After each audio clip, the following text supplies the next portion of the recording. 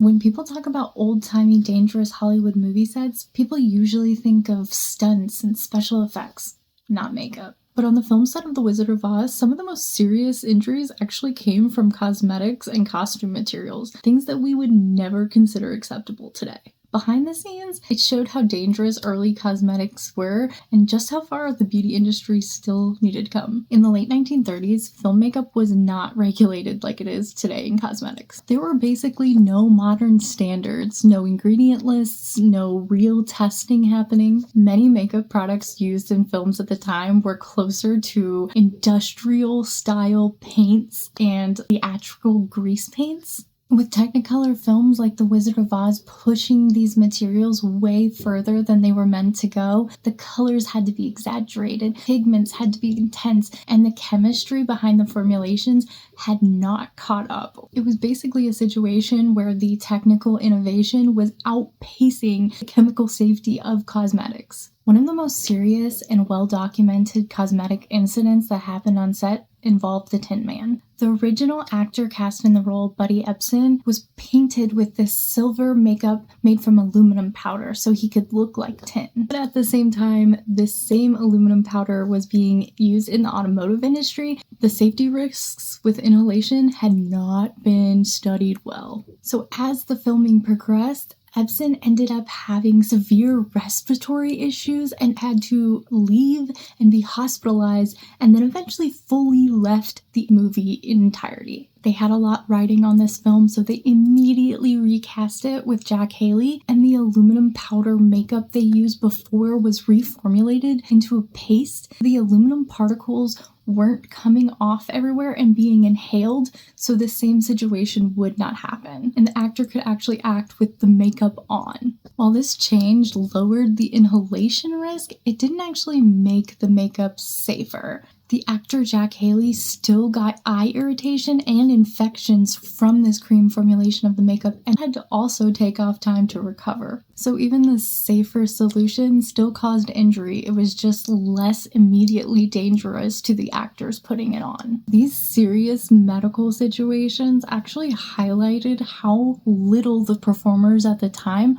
were protected from the materials put on their bodies every day and expected to perform in. Unfortunately, the Tin Man wasn't the only incident on the set of The Wizard of Oz when it came to cosmetic injuries. Margaret Hamilton, the woman who played the Wicked Witch of the West, was actually required to wear a specifically designed green pigment makeup for the Technicolor that they were shooting the film in. While the green pigment itself wasn't technically the most dangerous makeup item on set, the solvent and removers Margaret had to put on her face to get the pigment off ended up being so harsh that they irritated and burned her skin. Her makeup at the time also posed risks beyond irritation because the way that it interacted with the other effects on set was technically flammable, and there was a special effects mishap that happened where a trapdoor and a pyrotechnics went off at the wrong time and she got stuck and she ended up suffering severe burns and being hospitalized for a little while filming. While this incident involved a failed special effects and pyrotechnics situation, the makeup application itself increased the risk of danger, which exposed how little separation existed between the beauty, costume,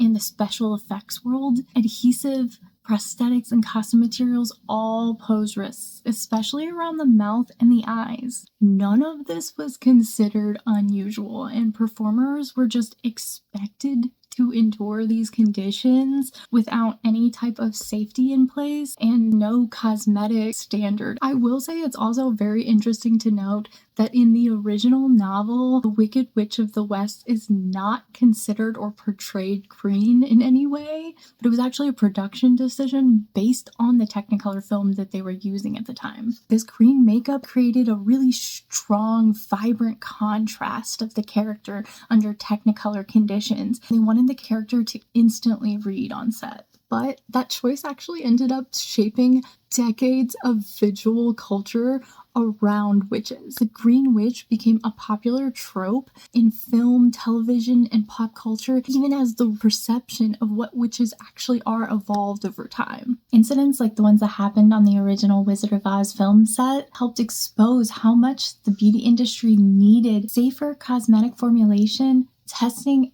and standardized regulation. Film and theater forced the beauty industry to separate cosmetics from industrial materials, to develop the pigments and the binders and the removers that were designed for human skin, not just for a visual effect. Many of the safety standards we have today and take for granted exist because the performers were injured before those standards were ever in place. The Wizard of Oz is remembered as a landmark in film history, but it's also a landmark in beauty history. A reminder that modern beauty did not appear magically overnight. It was built, tested, and sometimes learned the hard way.